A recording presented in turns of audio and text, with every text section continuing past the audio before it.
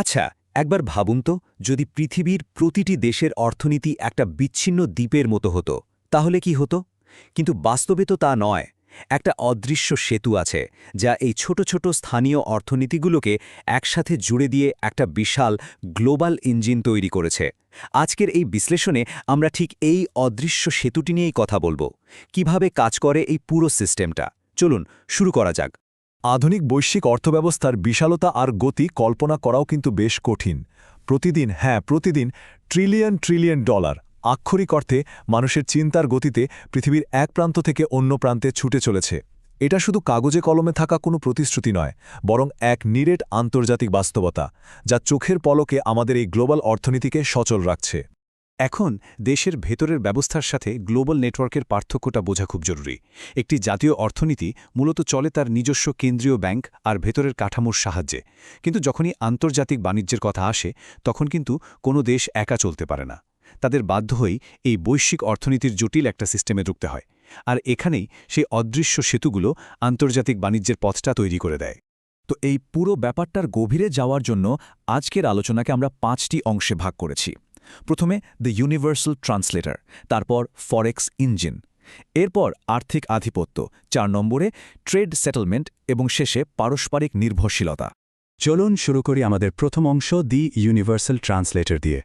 আন্তর্জাতিক বাণিজ্যের ক্ষেত্রে সবচেয়ে বড় দেয়ালটা কি জানেন? মুদ্রার ভাষার বাধা। যেমন আমাদের আলাদা আলাদা ভাষা আছে, তেমনি দেশগুলোর মুদ্রাও তো আলাদা। বিশ্বায়নের প্রথম ধাপই হল এই বাধাটা পার হওয়া। এখানেই চলে আসে আর্থিক সার্বভৌমত্বের কনসেপ্ট। বিশ্বের প্রায় প্রতিটি দেশ তাদের নিজস্ব মুদ্রা ছাপে এবং তা নিয়ন্ত্রণ করে। এর মানে হল, যখন কোনো দেশি কোম্পানি বিদেশ থেকে কিছু আমদানি করতে চায়, তখন এই স্থানীয় মুদ্রাকে আন্তর্জাতিকভাবে গ্রহণ করা যায় এমন একটা মাধ্যমে বদলাতে হয়।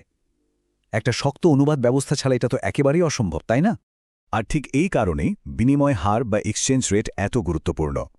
সহজ কথায় এটাই হলো সেই ইউনিভার্সাল ট্রান্সলেটর, যা মুদ্রার এই ভাষার দূরত্বটা ঘুচিয়ে দেয়। সাপ্লাই, ডিমান্ড, মূল্যস্ফীতি আর কেন্দ্রীয় ব্যাংকের নানা পলিসির ওপর ভিত্তি করে এই রেট ঠিক হয়। এখানকার ব্যাংকিং সিস্টেম অনেকটা একটা ক্লিয়ারিং হাউসের মতো কাজ করে, যাতে ক্রেতা যেই মুদ্রাতে দাম দিক না কেন, বিক্রেতা যেন ঠিকই তার নিজের দেশের স্থানীয় মুদ্রাটা হাতে পান।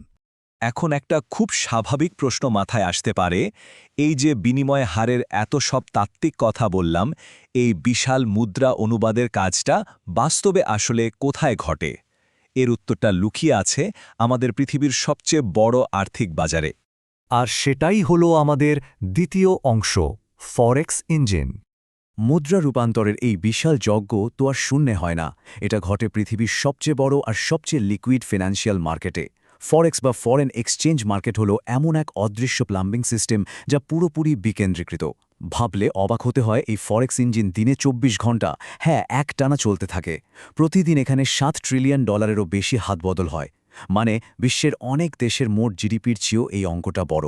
এই মার্কেটটাই মূলত গ্লোবাল অনিশ্চয়তা দূর করে পুরো পৃথিবীকে একটা একক সিস্টেম হিসেবে কাজ করতে সাহায্য করে। ব্যাপারটা একটু উদাহরণ দিয়ে বলি। ধরুন, ব্রাজিলের কোনো একটা কোম্পানিকে তাদের জাপানি সাপ্লায়ারের কাছে তাৎক্ষণিকভাবে পেমেন্ট করতে হবে। ফরেক্স মার্কেট না থাকলে এই লেনদেনটা একেবারে আটকে যেত। ফরেক্স এই সম্পদ বিনিময়ের কাজটা চোখের পলকে করে দেয়। আক্ষরিক অর্থেই এটা বৈশ্বিক বাণিজ্যের একদম লাইফ ব্লড বা প্রাণ শক্তি হিসেবে কাজ করে। গ্লোবাল কানেকশনের এই চমৎকার ছবিটা তো দেখলাম, কিন্তু এবার একটু রূঢ় বাস্তবতার দিকে তাকাই। পৃথিবীর সব দেশের অর্থনীতি কি এই আন্তর্জাতিক মঞ্চে একদম সমান অধিকার বা মর্যাদা নিয়ে দাঁড়ায়, নাকি পর্দার আড়ালে কোনো ক্ষমতার ভারসাম্যহীনতা রয়ে গেছে? এই প্রশ্নের উত্তর খুঁজতেই আমরা চলে এলাম তৃতীয় অংশে, আর্থিক আধিপত্য। সত্যি বলতে বিশ্ব বাণিজ্যের মঞ্চে সবাই আসলে সমান নয়। এখানে বেশ বড়সড় একটা অসমতা আছে। পুরো সিস্টেমটাই মূলত কয়েকটি শক্তিশালী রিজার্ভ কারেন্সি, বিশেষ করে US ডলার আর ইউরোর ওপর প্রচণ্ডভাবে নির্ভরশীল। এই আর্থিক আধিপত্য বা মনিটারি হেজেমনির বিষয়টা খেয়াল করলে দেখবেন, পেট্রোডলার ব্যবস্থার কারণে আন্তর্জাতিক বাজারে তেলের দাম মূলত ডলারে ঠিক হয় আর পেমেন্টও ডলারে হয়। এর মানে হল, নিজেদের জ্বালানি নিরাপত্তা নিশ্চিত করতে বিশ্বের প্রায় প্রতিটি দেশকে বাধ্য হয়ে বিশাল পরিমাণ ডলার রিজার্ভ হিসেবে জমিয়ে রাখতে হয়। আর এই নির্ভরশীলতার কারণেই একটা পরাশক্তির পলিসি আরেকটা ছোট দেশের ভাগ্য লিখে দেয়। এই রিজার্ভ নির্ভরতা কিন্তু পুরোপুরি একটা দ্বিধারী তলোয়ারের মতো। একদিকে এটা আন্তর্জাতিক বাণিজ্যে একটা স্থিতি আনে, জ্বালানি নিরাপত্তা নিশ্চিত করে, কিন্তু অন্যদিকে এটা স্থানীয় অর্থনীতিগুলোকে গ্লোবাল ইকোনমিক শকের সামনে একেবারে অরক্ষিত করে ফেলে। ধরুন প্রভাবশালী দেশগুলোতে কোনো অর্থনৈতিক সংকট হলো, সেটার বড় একটা ধাক্কা মুহূর্তে এসে পড়বে এই নির্ভরশীল ছোট অর্থনীতিগুলোর ওপর। এবার আসি আমাদের আলোচনার চতুর্থ অংশে, ট্রেড সেটেলমেন্ট। থিওরি তো অনেক হলো, এবার চলুন ২১ শতকের আধুনিক টেকনোলজির দিকে তাকাই। আন্তর্জাতিক পেমেন্টগুলো এক দেশ থেকে আরেক দেশে বাস্তবে কিভাবে যায়।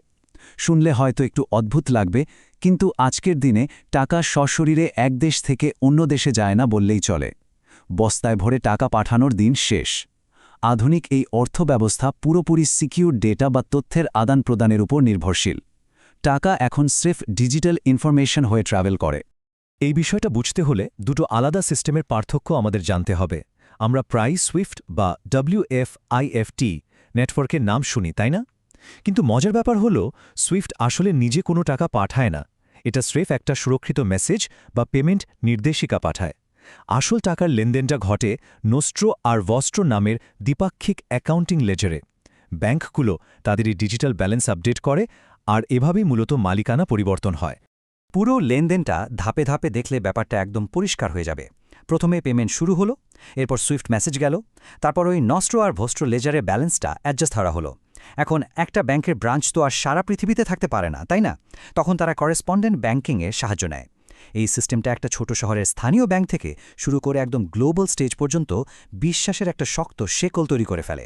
আমরা একদম শেষ পর্যায়ে চলে এসেছি, আমাদের পঞ্চম এবং শেষ অংশ, পারস্পরিক নির্ভরশীলতা। এই সুবিশাল কানেক্টেড সিস্টেমটা আসলে মানুষের উদ্ভাবনী ক্ষমতার একটা দারুণ উদাহরণ। কোনো কয়েন বা ক্যাশ সশরীরে এক্সচেঞ্জ না করেই হাজার হাজার মাইল দূরে নিরাপদে ট্রেড করার জন্য আমরা বৈশ্বিক আস্থার একটা অবকাঠামো তৈরি করে ফেলেছি। প্রাচীনকালের দূরত্বের বাধা আর অবিশ্বাস সবকিছুকেই এই সিস্টেমটা রীতিমতো জয় করে নিয়েছে। তবে মনে রাখতে হবে, এই ব্যবস্থা কিন্তু এক জায়গায় থেমে নেই, এটা প্রতিনিয়ত পাল্টাচ্ছে। বর্তমান সিস্টেম সারা বিশ্বে ব্যাপক গ্রোথ এনেছে ঠিকই, কিন্তু একই সাথে দেশগুলোর মধ্যে ডিপেন্ডেন্সি বা নির্ভরশীলতাও বাড়িয়ে দিয়েছে অনেক গুণ। এখন আবার একটা বহুমেরু বা মাল্টিপোলার আর্থিক ব্যবস্থার উত্থান আমরা দেখতে পাচ্ছি।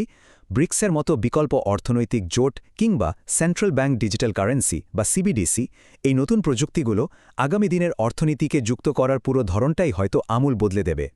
আর ঠিক এখানেই আমাদের জন্য সবচেয়ে বড় প্রশ্নটা থেকে যায়।